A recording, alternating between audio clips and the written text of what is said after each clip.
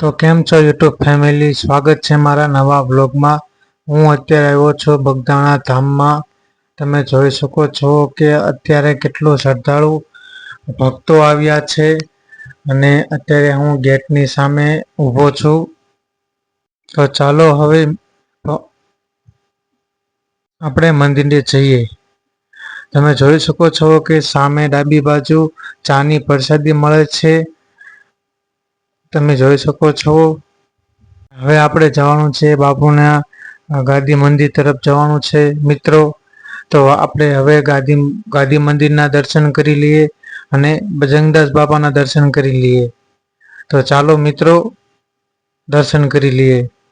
હવે તમે જોઈ શકો છો કે અત્યારે તો ભક્તોની ભીડ સાવ ઓછી છે, કારણ કે બધા અત્યારે તો નીકળી ગયા હોય। તમે જુઓ અત્યારે આપણે આવી ગયા છીએ ગાદી મંદિરે। આ બાપુનું ગાદી મંદિર છે મિત્રો। અને હવે આપણે જવાનું છે બાપુના સમાધિ મંદિર તરફ જવાનું છે। સામે તમે જોઈ શકો છો તે બાપુની સમાધિનું મંદિર છે। ફાઇનલી આપણે બાપુના દર્શન કરી લઈએ।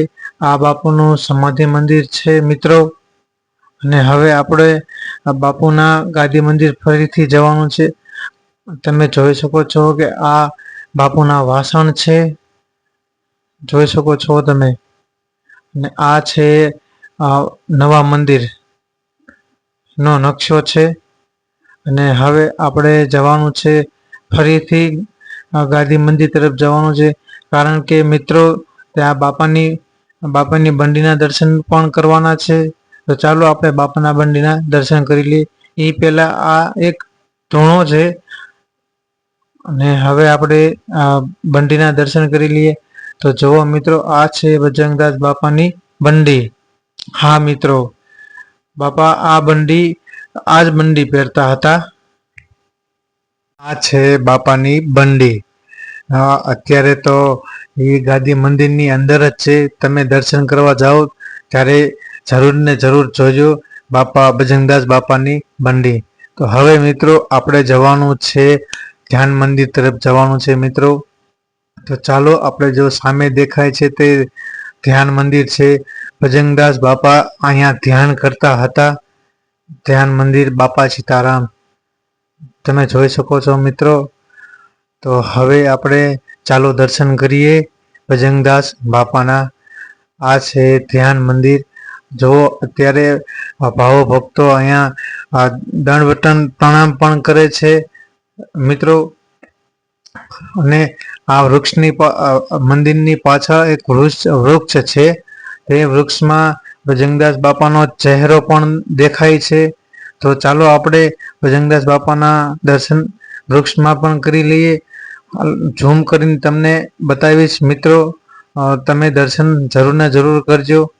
તો જો મિત્રો ઝૂમ કર્યું છે ને વિડીયો સ્ટોપ કરીને તમે જોઈજો, દર્શન કરજો મિત્રો।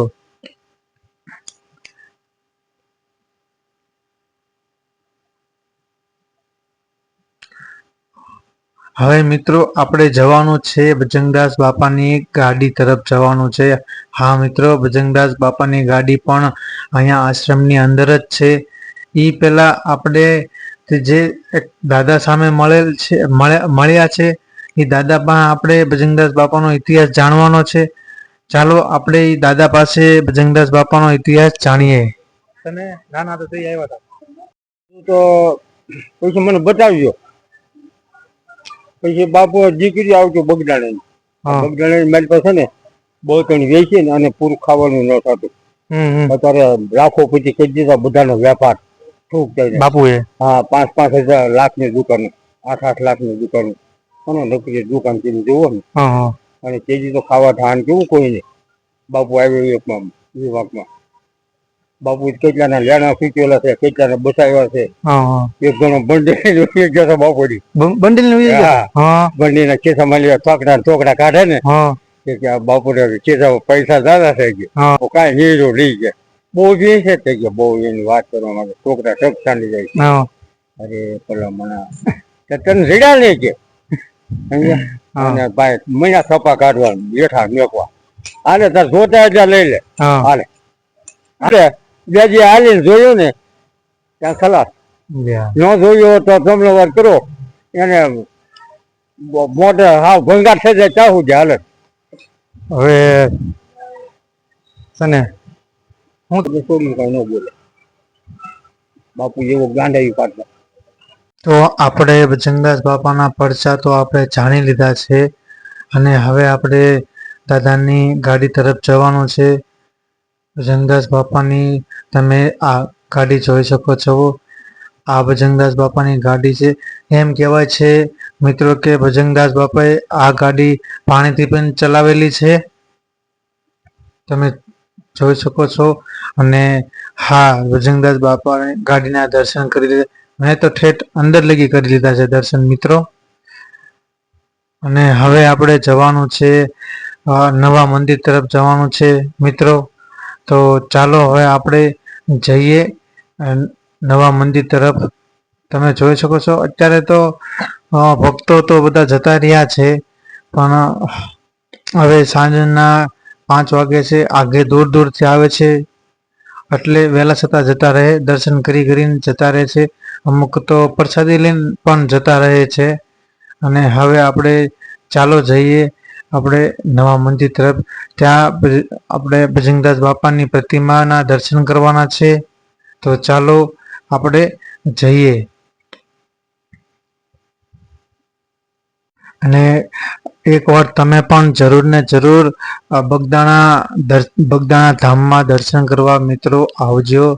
અને તમે સામે જોઈ શકો છો કે આપણે નવા મંદિરની સામે જ એની પાછળની સાઈડમાં ભોજનશાળાનો રસ્તો છે. અને ચાલો હવે આપણે જઈએ ભજનદાસ બાપાના દર્શન કરવા. તો તમે જોઈ શકો છો કે આ ભજનદાસ બાપાનું નવું મંદિર છે. તો ચાલો આપણે દર્શન કરી લઈએ. તો એકવાર આવા જેખું છે મિત્રો. અહીંયા તમે જોવો છો મારી પાછળ અત્યારે તો પબ્લિક પણ ઓછું થઈ ગયું છે ઘણું. તો ચાલો બાપાના પ્રતિમાની મૂર્તિને આપણે દર્શન કરી લઈએ.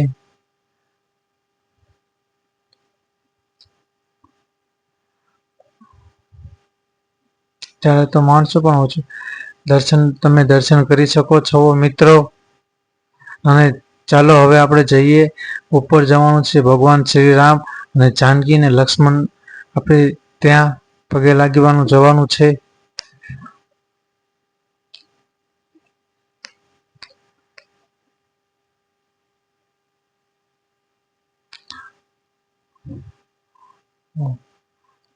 તમે જોઈ શકો છો કે અત્યારે તો વાદળ પણ દરિયા જેવો થઈ ગયો છે.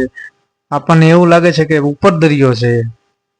તો અત્યારે આ લોકેશન કેવું બતાવે છે મંદિર ઉપરનું. અને હવે આપણે જવાનું છે. હું તમને લઈ જવાનો છું ભોજનશાળાએ લઈ જવાનો છું. ત્યાં આપણે જોઈ શકીએ છીએ કે વિશ્વમાં મોટામાં મોટું રસોડું, કેટલા ભક્તો જમે છે ત્યાં જ તમને બતાવવાનો છું મિત્રો. તો ચાલો આપણે જઈએ.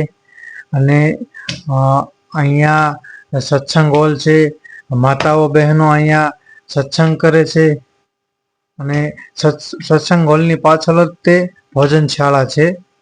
તો સામે તમે જોઈ શકો છો કે ભોજનશાળાનું બોર્ડ છે. ચાલો મિત્રો, ફાઇનલી આપણે અત્યારે રસોડામાં આવી ગયા છીએ, હોલમાં આવી ગયા છીએ. ત્યાં વાલા ભક્તો બાપાની પ્રસાદી લે છે. તમે જોઈ શકો છો કે કેવડો મોટો હોલ છે મિત્રો. આ તમે જુઓ, અને લાંબો છે. અહીંયા લાખો માણસો બેસીને પ્રસાદ લઈ શકે છે. તમે સામે નાની લાઈટ બતાવે છે તે રસોડું છે. અત્યારે તો ના જવાની મનાઈ છે મિત્રો. અત્યારે તો મને મંજૂરી આની જ મળી છે કે તમે આનું અત્યારે શૂટિંગ લઈ લો. આવો તમે દર્શકોને બતાવો.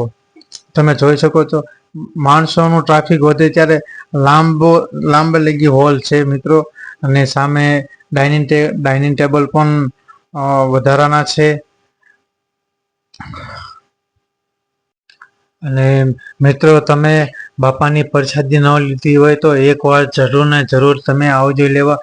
હું તો આજે બાકી રહી ગયો છું, બાપાની પ્રસાદી મેં પણ નથી લીધી આજે. તો મિત્રો હવે આપણે પાછા આશ્રમની અંદર આવી ગયા છીએ. મારી ચેનલને તમને આ વિડીયો ગમ્યો હોય તો ચેનલને સબસ્ક્રાઈબ કરવાનું ના ભૂલતા અને બેલ આઇકન પણ દબાવી દેજો અને કોમેન્ટમાં બાપા સીતારામ લખી કાઢજો. અને ચાલો મિત્રો, આ તો આપણે ગેટની બહાર આવી ગયા છીએ અને ગેટની બહાર તમે આવો એટલે મિત્રોના બૂટ ઘર અને ચપ્પલ તમે મૂકી શકો છો. તો સામે બૂટ ઘર છે અને સામે લગેજ રૂમ પણ મૂકી શકો છો અને ધર્મશાળા પણ છે. તમે આવો તો તમે ના સૂઈ પણ શકો છો. અત્યારે તો ઘણું ટ્રાફિક ઓછું થઈ ગયું છે મિત્રો, કારણ કે 6:30 વાગી ગયા છે. અને ચાલો મિત્રો, હવે આપણે બજારમાં જવાનું છે. તો તમે જોઈ શકો છો કે રંગબેરંગી ચૂંદડીઓ પણ છે. અને અહીંયા મારો મિત્ર એવા વરલવાળા મીનાભાઈ સોલંકી અહીંયા દાણામાં કામ કરે છે. અને હા મિત્રો, એ પણ એક યુટ્યુબર જ છે.